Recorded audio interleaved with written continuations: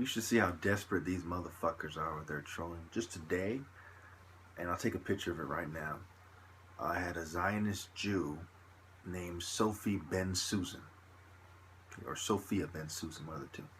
And she said basically that that I'm lucky that she's not in America. And she's been training martial arts for 20 years. And that she would basically beat me and, she'd kick my ass and blah, blah, blah.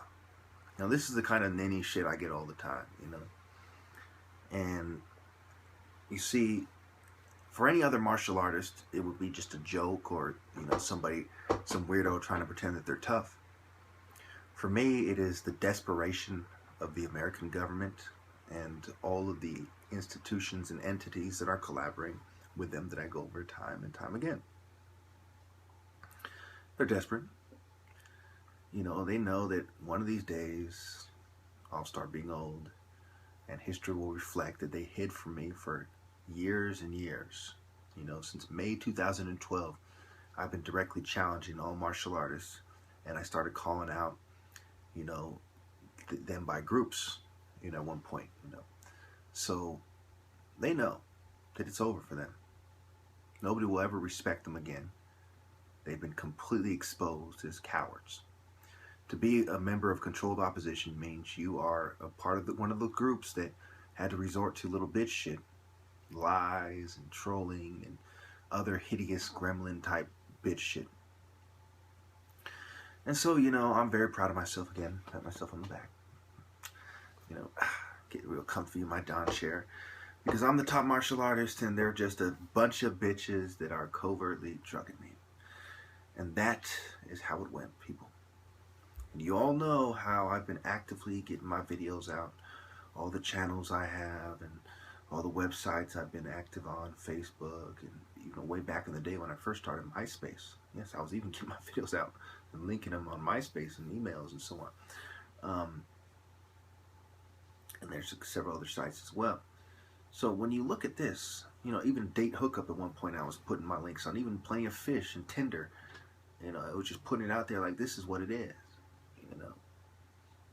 So when you look at these sissies, these cowards, and so also you got to wonder if people are who they say they are. For all I know, that's some fat old white skinhead pretending to be a Zion Nazi so that I go in on Zion Nazis. I don't know. But judging by how I saw a suspicious Jewish lady at the store, she was kind of cute, by the way. So was that other female at the store, the one who did my bagging. Too bad she was probably like 18 years old or something, And too bad that, I'm not taking any females seriously anymore. Well, it's too bad. It's all too bad. But anyway, where was I? See how females will distract you for no reason. You see, we live in a world where cowardice is ubiquitous. I have been quite magnanimous with the political opposition, very courteous relative to how I've been treated. I may as well be the most polite man on the fucking planet when you compare it to how they have treated me. And these people are cowards. Let's face it. All they're doing is to try to harass and little ninny shit and desperate shit. And that's, you know them by their works, and you know how they see things by their works if you know how to make precise inferences. Yes, they are fucking desperate. They are desperate to discredit me. They know I have damning interviews out there. They know that there's nothing they can do about it but just start simping and doing some namby-pamby, cowardly bitch shit. And so, as I sit in my Don chair victorious, as the pharaoh, as the king, as the top martial artist in this land, and I hear the little ninny bitch shit they say, I mean, just imagine, let's put it in perspective, shall we? Imagine if somebody said they're the fastest sprinter in America, and they say, well, I'm the fastest at the 100-yard dash, okay?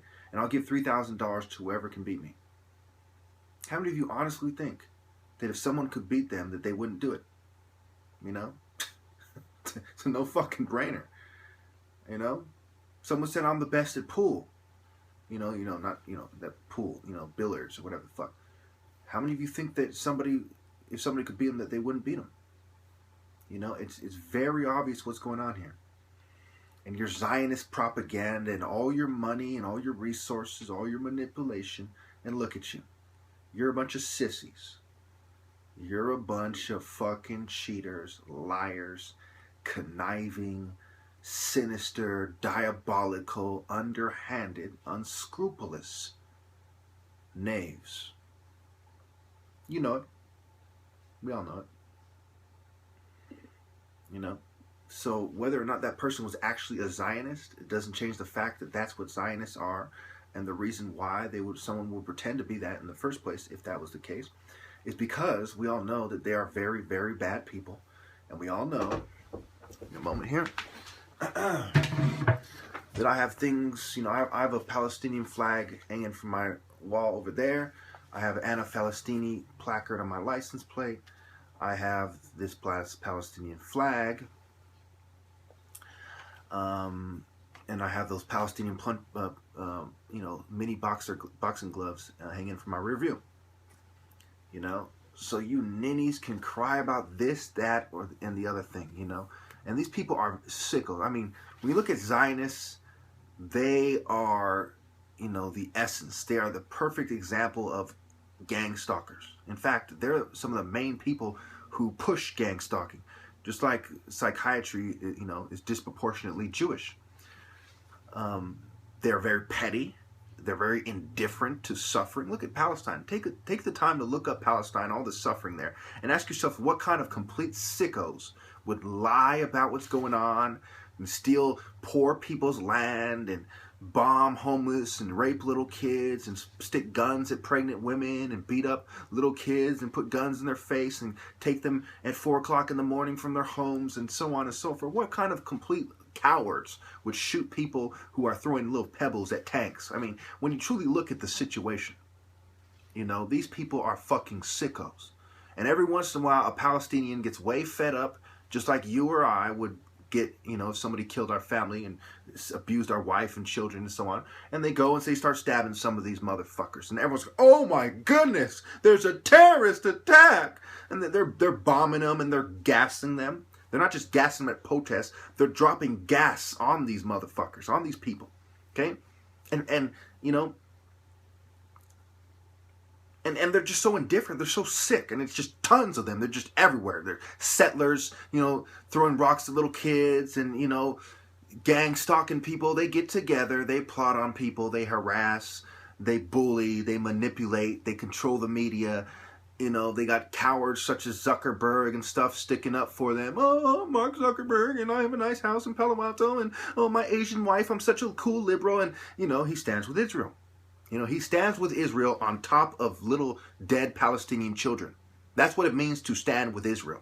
It means to stand with gang stalking, covert drugging, mass rape, mass murder, genocide, thievery, knavery. That's what it means to stand with Israel.